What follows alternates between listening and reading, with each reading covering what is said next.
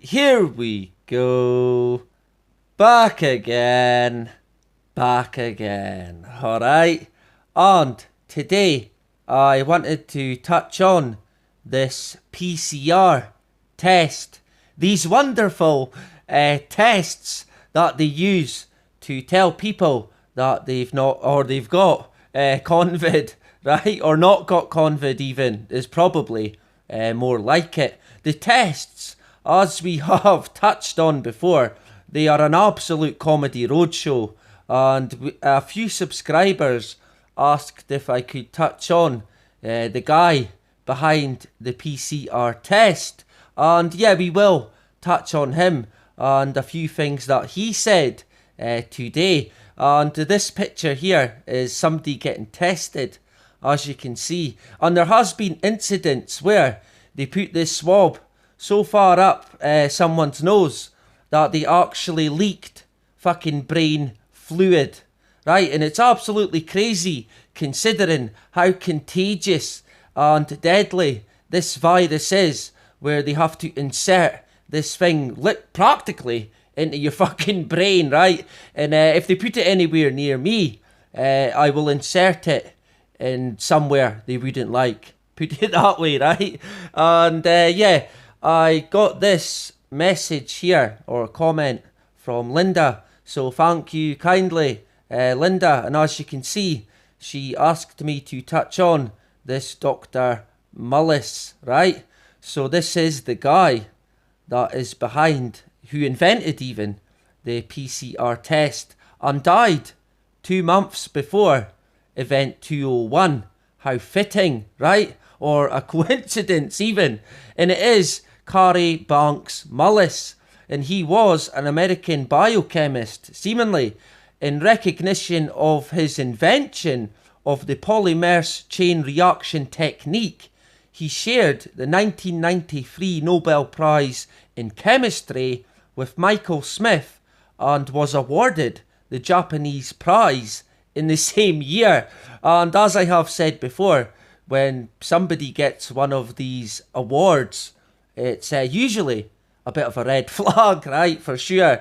And there is quite a few things that really need to be noted that Mr. Mullis has said. So let's get into them, right? How do they misuse PCR to estimate all these supposed free viral RNAs that may or may not be there? I think misuse PCR is not quite. I don't think you can misuse PCR.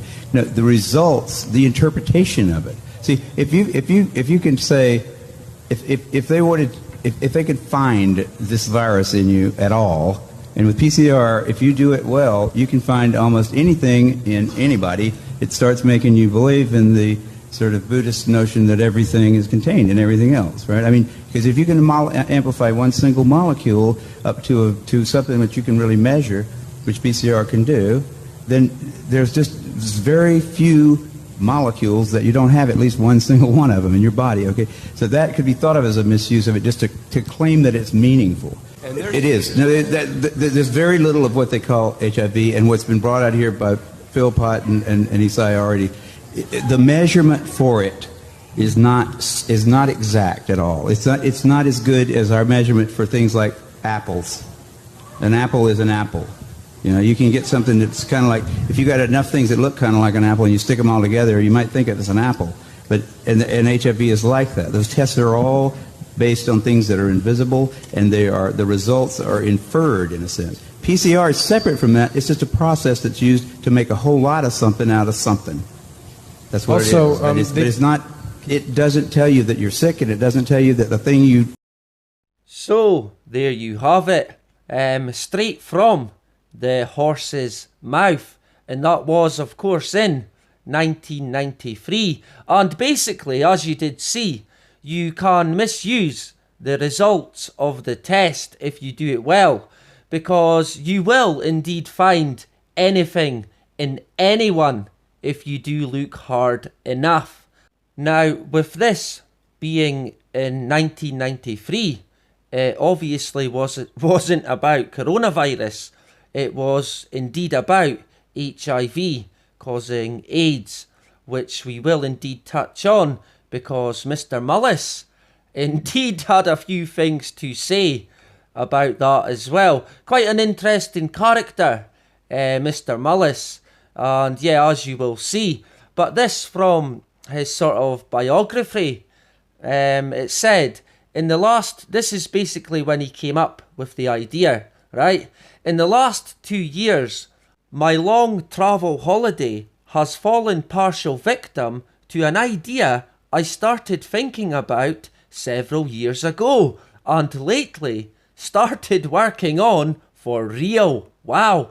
It is a method using specific synthetic chemical linkers to divert an immune response from its nominal target to something completely different, which you would right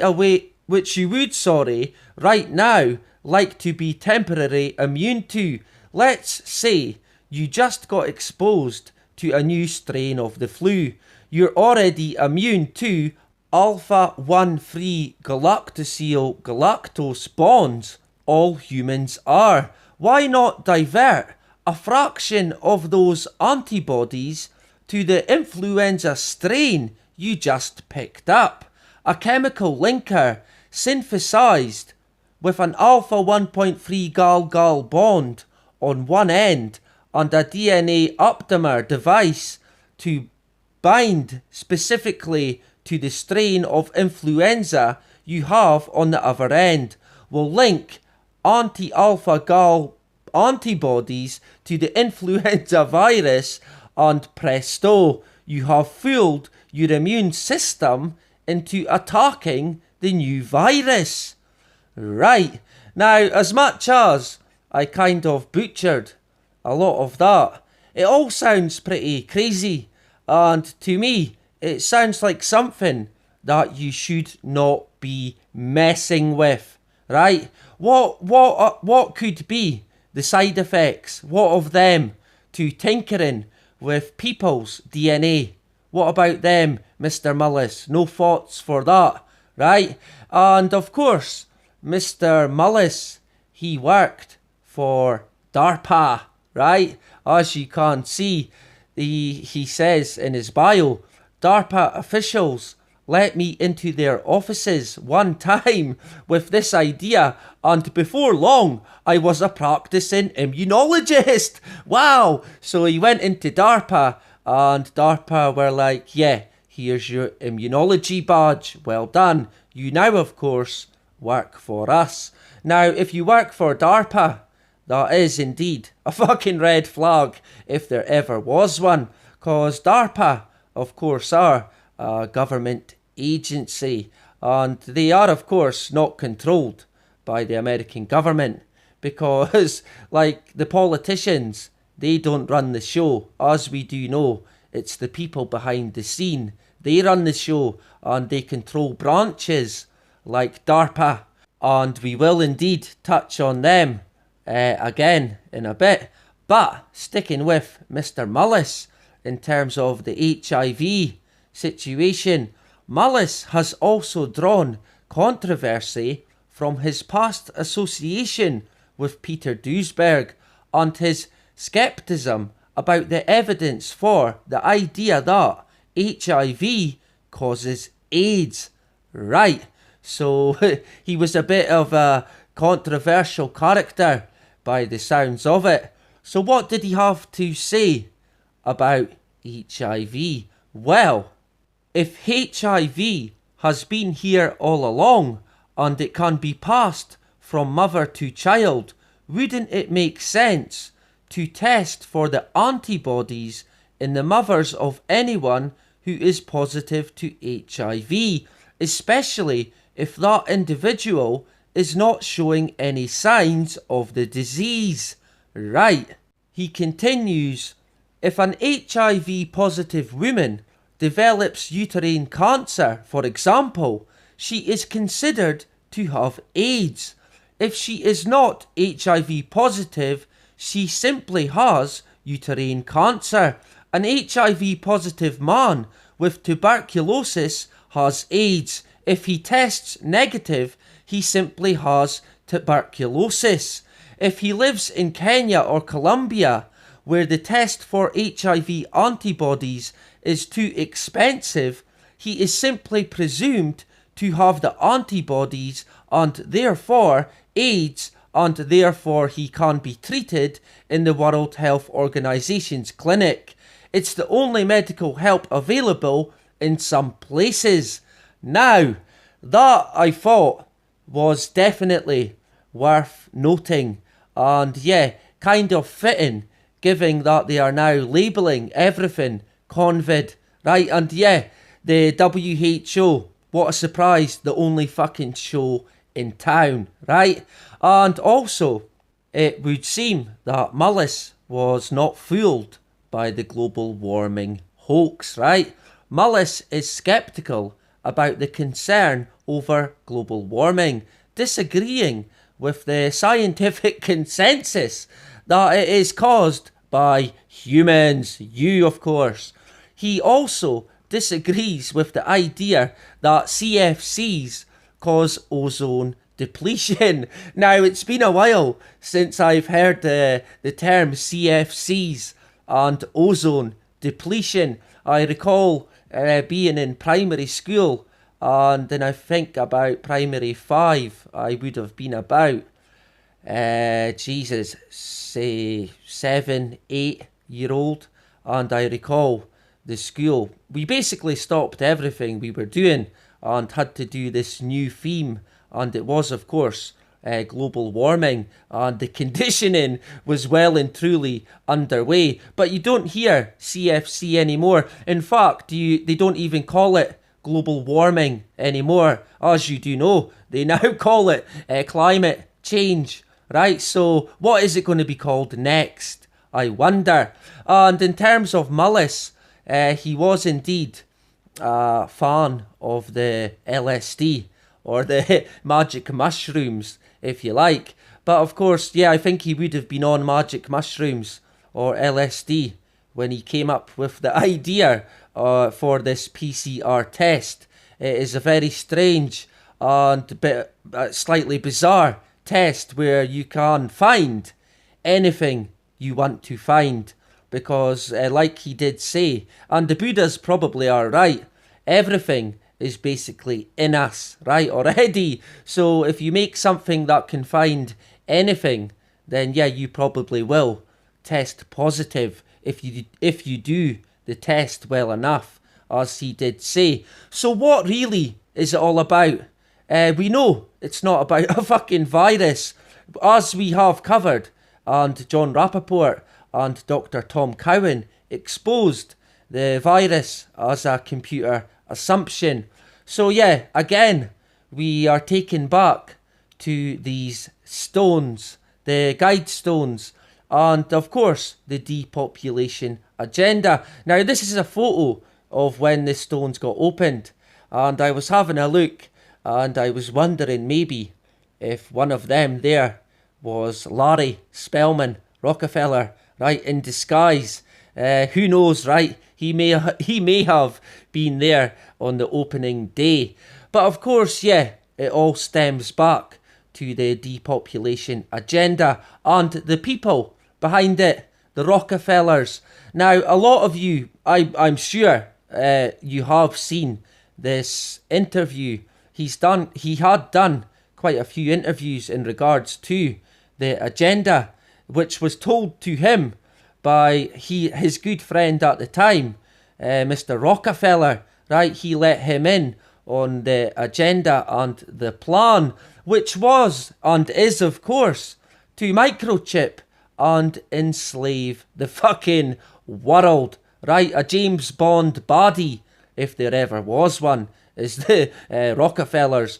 But yeah, this guy, Aaron Russo, he's not here today, but he was a film producer.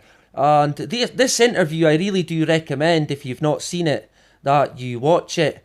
And Russo covered a lot of stuff and exposed a lot of stuff in it. And I know some people think, yeah, but he was lying, or he was part of them, or he's a shill.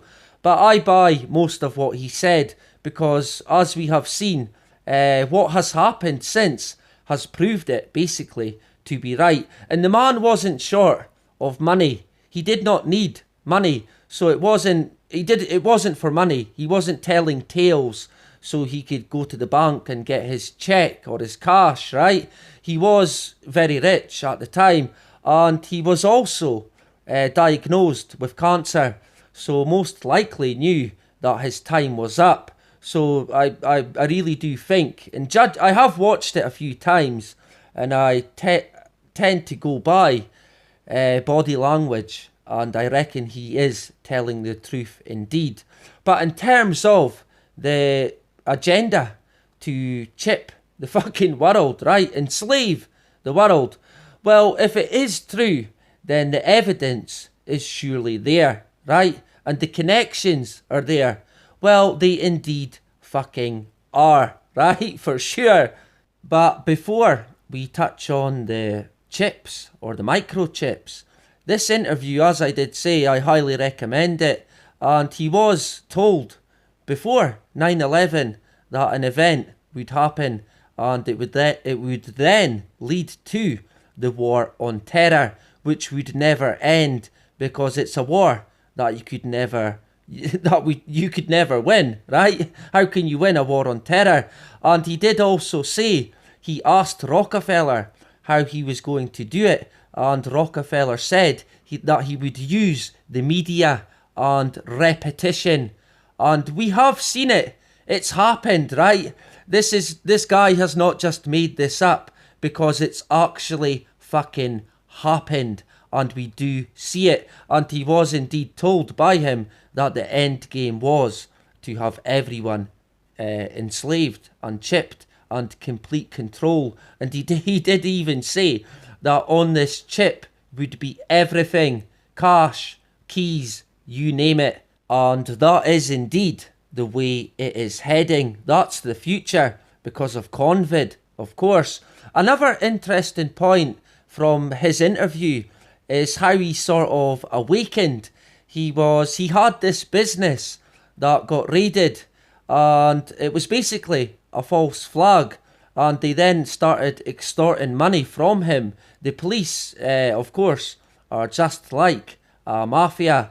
But he was arrested, and when he got arrested, he was being put into the van, and he seen the fire brigade who were there emptying out rubbish all over the place.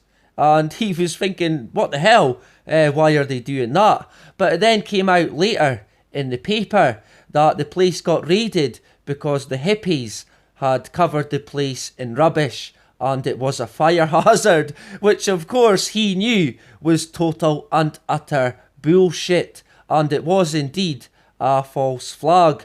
But they then went on to extort money, I believe $2,000 a month from Aaron, who paid, which was the gold standard they offered, right? They offered him, I believe, 3 deals, and he took the highest to stay open, which in turn meant that they basically left him alone and would phone him up if there was a raid, and it would just be a phony raid. They would come in and basically probably have a meal and then go away, but it was just to show face, right? Of course, it's all corrupt. It wouldn't have been just that police force. It is right across the board. But in terms of the chip, right? Well, enter the frame Hitachi.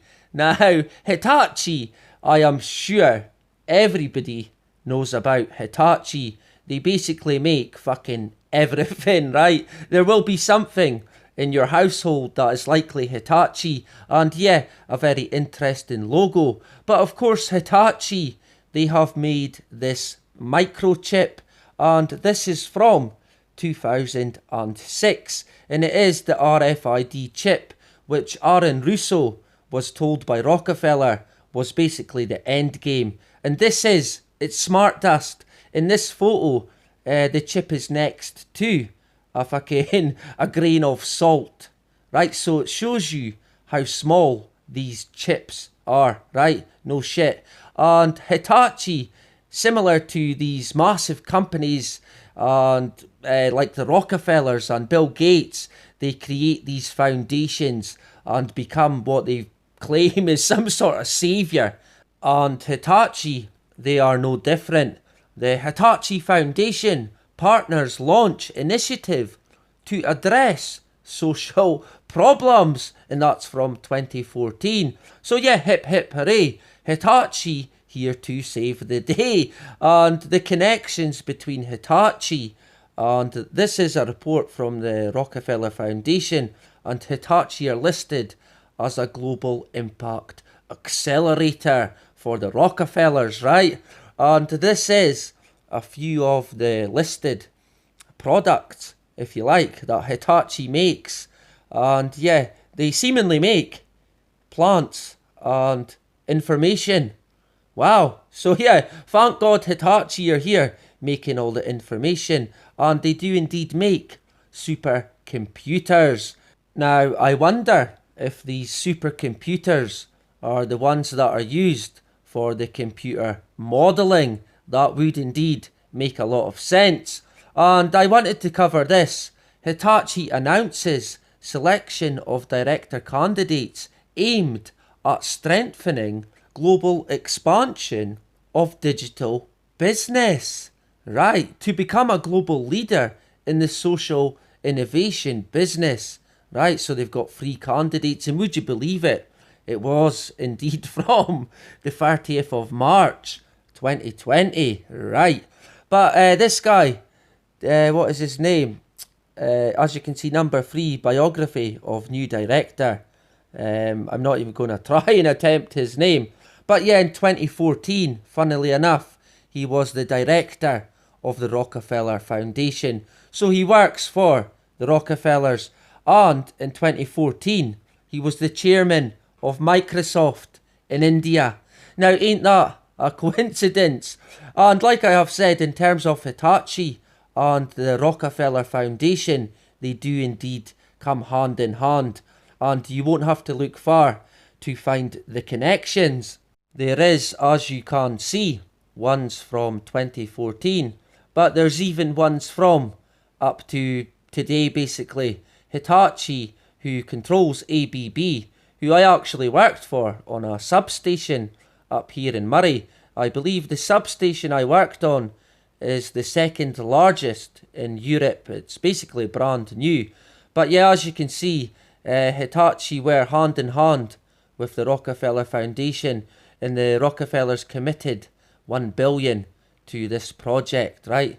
So they're the main guys behind it. Hitachi make a lot of money, but they don't have all the money. The Rockefellers do, basically. Them and the Rothschilds control it all. They sort of split it up between them. The Rothschilds seem to be more focused on politics and royalty, and the Rockefellers seem to deal with the rest. So what about the smart dust, right? What did they tell us about that? Well, a number of uses are already being considered. Wow! Tiny motes of smart dust could be deployed across a farm's crops to monitor the needs of the plants for determining watering times to pest control. Elsewhere, smart dust could track bees to find out where they encounter various chemicals that threaten their populations. Wow. So yeah, that pretty much says it all. And you could probably exchange the bees or the crops with humans. And in terms of Aaron Russo, in terms of him saying that they want to enslave and chip the world, the Rockefellers that is, I think he is bang on the fucking money. And in terms of the agenda, the depopulation agenda and the pandemic, it is indeed the Rockefellers that are behind it. And again, the Stones say it all. They want basically everyone wiped out. And if we go to the Rockefeller Foundation, there's obviously going to be some telltale signs. Well, indeed, there is. And if we jump back to the original point in the video, the testing, right? Well, the Rockefellers, they have a national COVID-19 testing action plan. Wow, hip hip hooray, here to save the day, of course. So what they saying? Well, testing our way out of the crisis. Wow, instead of ricocheting between an unsustainable shutdown and a dangerous, uncertain return to normalcy, the United States must mount a sustainable strategy with better tests and contact tracing, of course, and stay the course for as long as it takes to develop a vaccine or cure. Right, of course, it is all about the vaccine, right?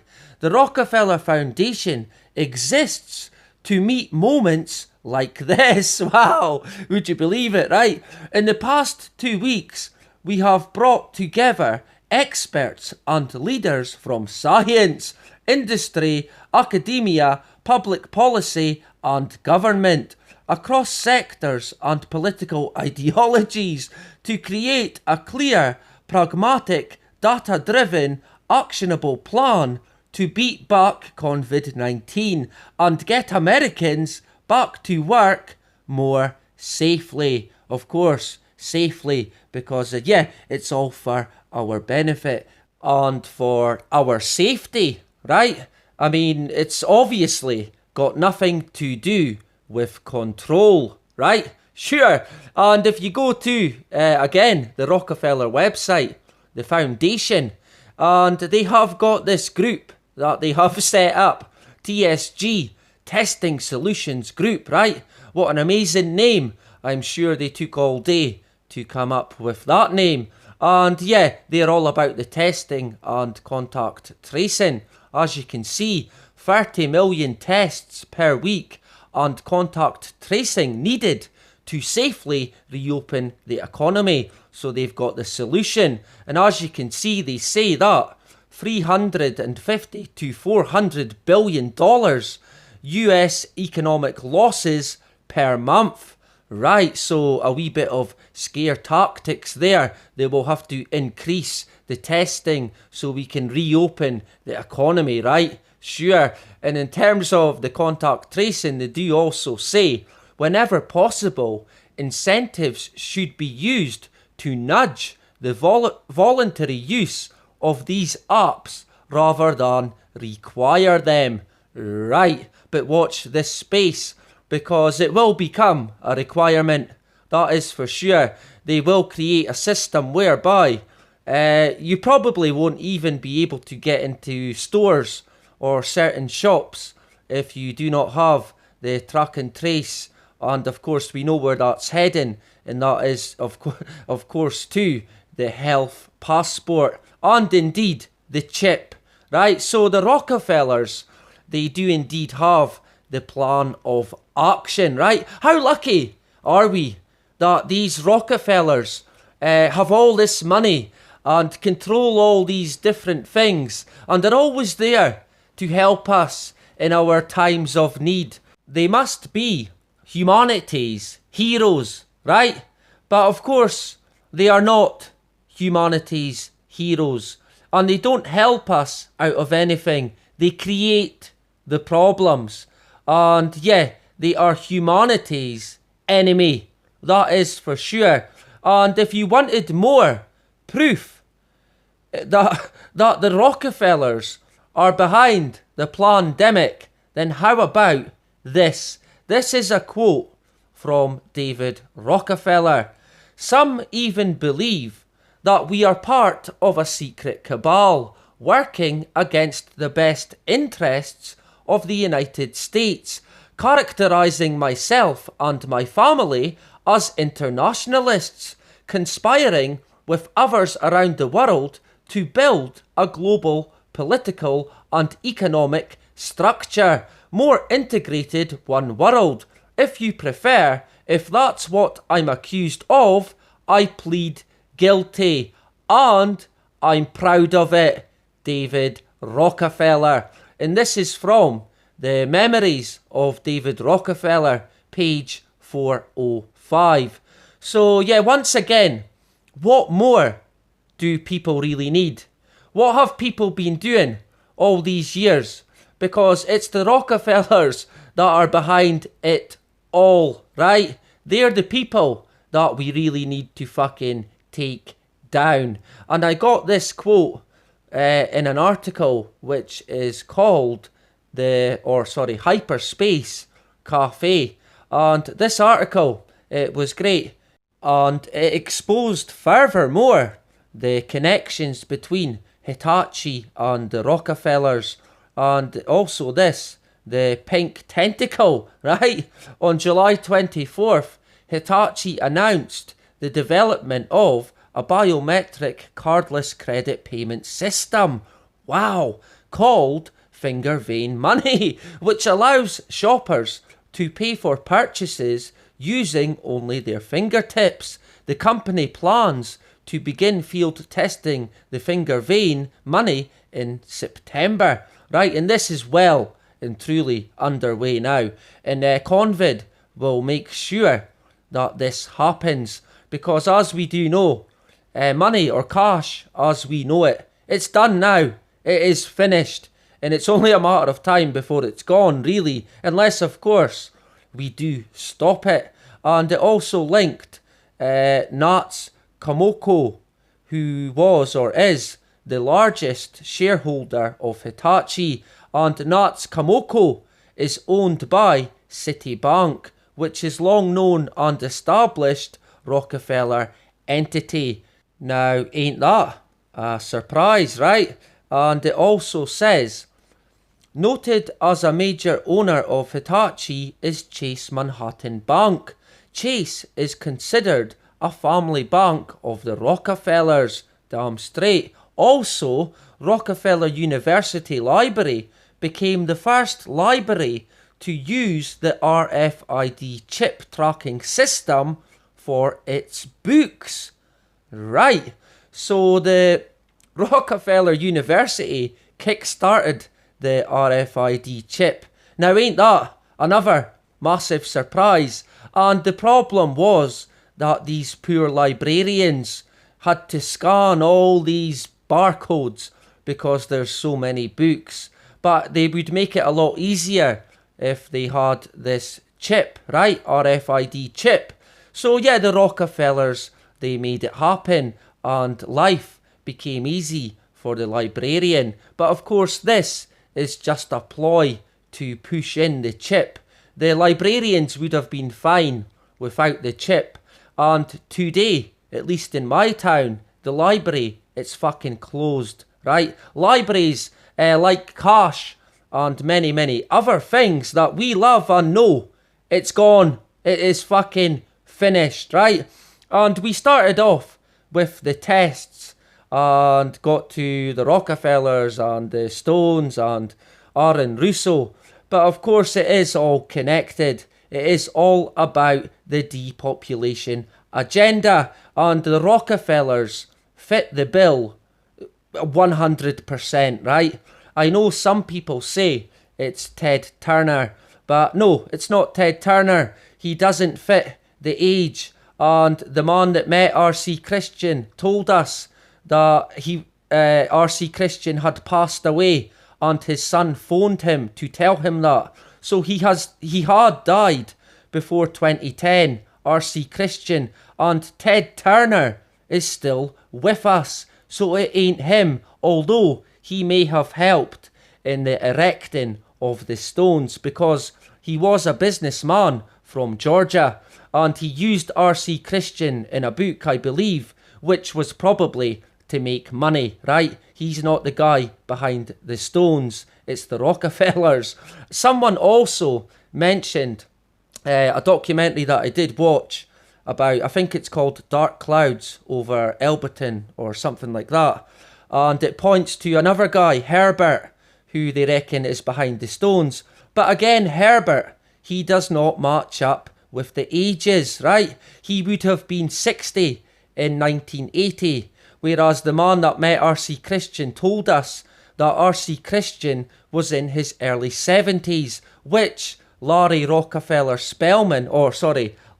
Spellman Rockefeller, he was, right? he fits the bill 100%.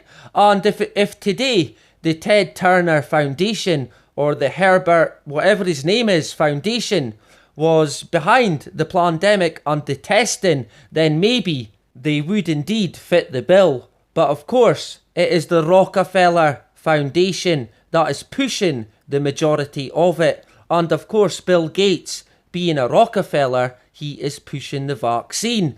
And it's in the stones that they want to depopulate the world. But it is, of course, not just the stones.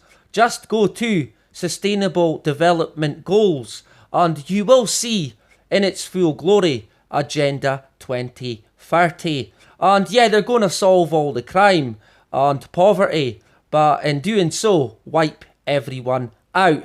And yeah, it's all there in black and white. Go and look it up. I might make another video on the 2030 agenda, actually, because it is worth covering, not just the once, but I would say again and again, because I know the majority of you will have seen this and looked at it, but a lot of people think that the Agenda 2030 Sustainable Development is a conspiracy. Well, it's not. It is fucking real. You better believe it. And we, as humanity, need to stop it. Right, and as always today, we're a bit all over the place, but it is all connected, no doubt about it. And I seen this as well. This is from Georgia, and it's another Freemasonic lodge. Would you believe it? It's number 25. But I wanted to point out the numbers on it. AL 5999, AD 1999. Right. And I am, like I have said, I'm no expert with numbers. They confuse me, if I'm honest, like many other things. But yeah, a satanic giveaway, if there ever was one. But hey, that's just a conspiracy. Sure. Anyway, that's it for today. I will be back on Thursday with the None Previously Thought Syndrome. And yeah, the moon, like we did predict, is back in the syndrome. And yeah, it's water on the moon. So yeah, they must have missed that. After all that trillions of dollars and all them trips to the moon, they didn't even realise there was fucking water. Sure. And that is about it. Bye-bye.